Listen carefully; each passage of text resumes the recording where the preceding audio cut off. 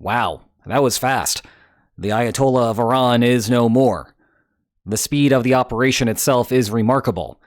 The United States had tried doing something similar in Iraq, but Saddam Hussein evaded capture for about 9 months. Meanwhile, in Libya, it was not Allied aircraft, but rather rebels on the ground who ultimately tracked down and ended Gaddafi's life. Iran was a different story. In fact, it was the very first strike of the war that terminated the Ayatollah's time on Earth. However, geopolitics is not a game of chess. Losing the king does not end the game. Rather, we are looking at day one of a far more complicated interaction.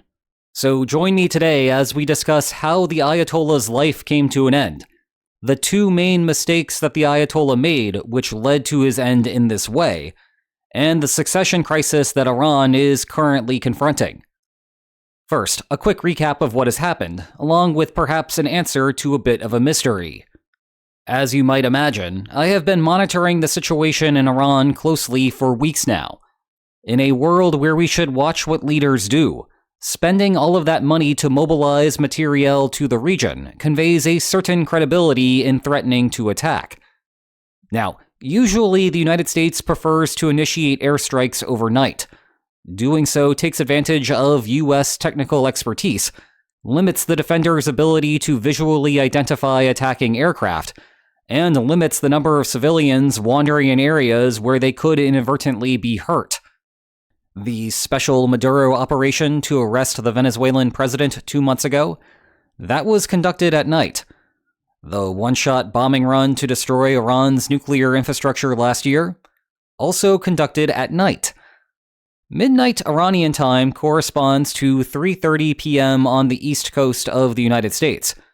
Consequently, despite the metal amassed near the Persian Gulf, I have been going to sleep every night with relative confidence that nothing would happen until well after I woke up. Oops. So when I woke up on February 28, 2026, exactly 1 year after the Oval Office meltdown, to give you an idea of just how much has happened in the interim, I was surprised to find out that we were already in the thick of it with Iran. My initial suspicion was that there was a target of opportunity that justified throwing away the cover of night. And boy, was there ever. For the past 8 months or so, the CIA has tracked the Ayatollah's movements, including observing what happened in the midst of Israel's strikes during the 12-day war. Well, the CIA learned that a high-level meeting was scheduled to take place in Tehran on the morning of February 28th. Combined with Iran not accepting proposals of zero uranium enrichment for its nuclear program, and fears that Iran might preemptively strike U.S. assets in the region, the White House decided that it was time to pull the trigger. U.S. intelligence therefore passed along the information about that meeting to Israel, and Israel agreed to take advantage. At 7:30 a.m. Iranian time, Israeli fighter jets departed their bases. At 9:40 a.m., they reached the compound of the meeting. The fighters launched 30 bombs, targeting 2 buildings, one believed to house the Ayatollah and the other with the remaining officials. Among the dead confirmed by Western intelligence, the Ayatollah, the Minister of Defense, the commander of the Islamic Revolutionary Guard Corps, and the head of the Military Council. The war with Iran is likely to go on for days, if not considerably longer. The success of the war is therefore not dictated by the first bombs dropped, but it is hard to imagine a better start for the US-Israeli coalition. Meanwhile, obviously this is a bad outcome for the Ayatollah and the government of Iran overall. No doubt that you will soon be reading 1,000 perspectives about what the mistakes he and others made that got us to this point. Well, I think we should walk through a couple of them now, one proximate and one underlying. The proximate mistake was not taking the threat of an impending attack seriously. It is one thing to not want to spend weeks underground, effectively allowing the mere presence of a couple of aircraft carriers to dictate your entire life. It is another thing altogether to schedule a high-level meeting above ground with multiple targets of opportunity attending. The only way to square that circle is to imagine that Iran believed that it had enough operational security that the United States and Israel would not be aware. I suppose that it is also possible that Iran concluded that such a strike would be impossible, but that would be a whole extra level of incompetence. For someone who survived an assassination attempt in 1981, leaving him with this right hand that many viewers comment on whenever I show this stock video, you would think that he would have known better. Well, given the special Maduro operation before it, I think it is time for foreign leaders to dispense of any fantasy that their locations are secret. The reach that US intelligence has is remarkable. If the United States has assets in the region, you need to default to the belief that the United States knows exactly where you are and act accordingly. The underlying mistake is a bit more nuanced, though I do not want to get too deep into the weeds on this one because I have already produced an entire video on this subject before the war started. I warned that in the event that the Ayatollah fell, you would begin seeing a bunch of hot takes that the true mistake that the Ayatollah made was not finishing Iran's nuclear program sooner. No other country would make that mistake again, and a bunch of leaders are now going to start sprinting toward a nuclear weapon today. What those authors fail to realize is that these hot takes are very much cold takes that play into a false conventional wisdom. Every time this happens, like Libya before it and Iraq before that, you hear the exact same argument. And in the aftermath of these events, there is no subsequent sprint, and we do not see dozens of countries try to build nuclear weapons. Indeed, every world leader already understands that nuclear weapons confer a certain type of insurance policy against regime change. Nothing is learned by seeing regime change in action. This is literally something that one might teach in International Relations 101. It is very painful whenever someone trots out International Relations 101 as carrying deep insights that policymakers do not already understand, and you should react accordingly whenever you see commentary that suggests otherwise. Rather, countries do not try building nuclear weapons because they are incredibly expensive, and the wrath of the international community adds further opportunity costs. By one Iranian official's own estimate, Iran's nuclear program cost the country $2 trillion. Let that sink in for a moment. $2 trillion. Those economic sanctions really start to add up year after year. Had Iran spent that $2 trillion on infrastructure or social programs, it is hard to imagine that there would have been the protests on the streets weeks ago that precipitated the current crisis. Sure, nukes are great for autocratic leaders if you can jump to the point where you actually have the nukes.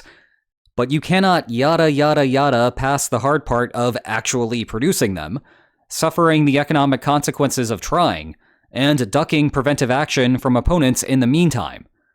That is why Iran's big mistake here occurred decades ago, and it is why more countries are not going to start building nuclear weapons tomorrow.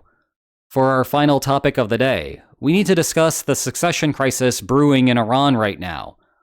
Iran does not have a clean line of succession like, say, the United States, where the death of the president immediately transfers the office to the vice president. Indeed, autocratic countries more generally have a problem where if there is a clearly defined successor, it creates incentives for the successor to, how shall we say, hasten the end of the current leader's life. And even reaching the point of having a designated successor is dangerous, because would-be successors who feel slighted might seek revenge. In Iran, there was speculation that the Ayatollah was trying to position his son to be the next leader of the country. Well, now the son lost his biggest advocate. Speaking more generally about what the succession process will look like and how it affects the war incentives, there is a night and day difference between Iran and Venezuela. A couple of months ago, the United States could conduct a Caribbean operation for a few hours, leave, and end up with someone compliant as president because the Venezuelan system was not full of ideologues. Everyone there was pragmatic and looking to try to maximize their own outcomes.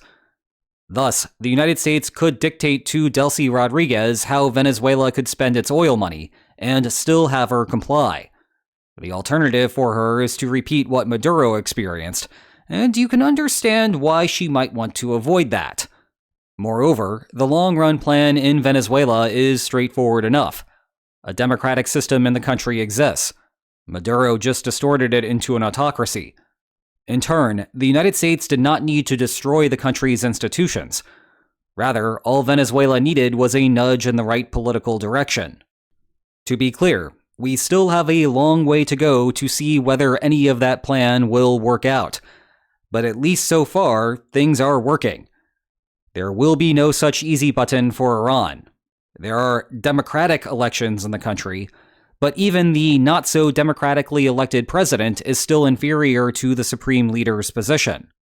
The Assembly of Experts runs the succession process for the supreme leader, and it is ideologically inclined as it gets. Consequently, if the next supreme leader tried to adopt a pragmatic position like Delcy Rodriguez, he, and we can safely assume that he will be a he, will soon find himself under domestic threat. I really do not envy who the next leader will be.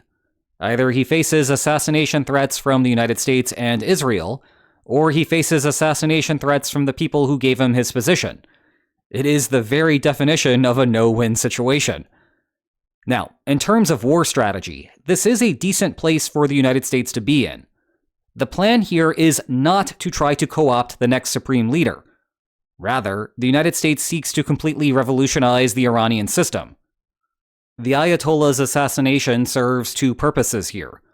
One, it is a rallying cry to get protesters back on the streets. That seems to be working. Despite the country's internet blackout, videos are escaping and showing Iranians cheering out in the public. I should also note that the government and semi-official government media have also released videos of pro-government demonstrations, so exercise some caution in thinking that the regime is about to fall any minute now. Still, convincing people to coordinate on protesting is difficult, when showing up alone may mean that you will be arrested or worse.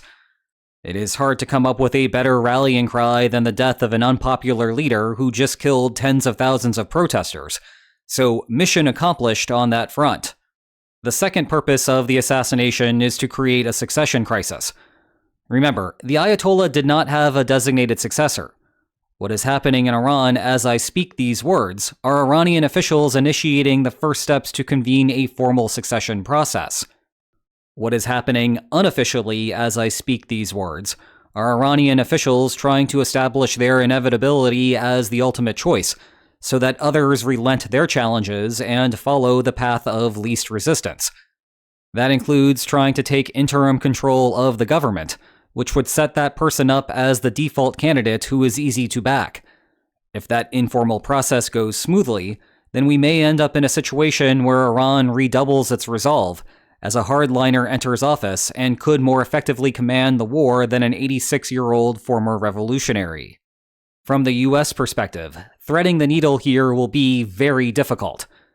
In an ideal world, a succession crisis forms where many possible leaders turn on each other, weakening the government's ability to resist citizen uprisings. That causes the government to fall, and a democratic transition then takes place. Perhaps you have heard of the former Shah of Iran's son trying to position himself as a transitional leader and the head of a constitutional monarchy. Yes, again, real words that I have said in the year 2026. It is hard to see how any leadership crisis does not create significant domestic strife within the country, which then starts to threaten the country's already deteriorating infrastructure. Infrastructure that includes oil infrastructure. That means an oil shock and higher prices for consumers worldwide, from the United States to China. But as I mentioned yesterday, threading the needle here is not all that important for the broader geopolitical picture. An Iran that cannot export oil anywhere is an Iran that cannot export oil to China, and that might matter more to folks inside of the Pentagon than the overall price of energy commodities. Zooming out, I often show this picture of Saddam Hussein's statue falling in Iraq. It is iconic, and it represents a moment of hope and infinite possibility for that country. But not all of those possibilities were good, as we all soon found out. Well, Iran finds itself at the same crossroads today. If you want to learn more about Iran's mistake in developing a nuclear program, you can check out the video that I referenced earlier by clicking here.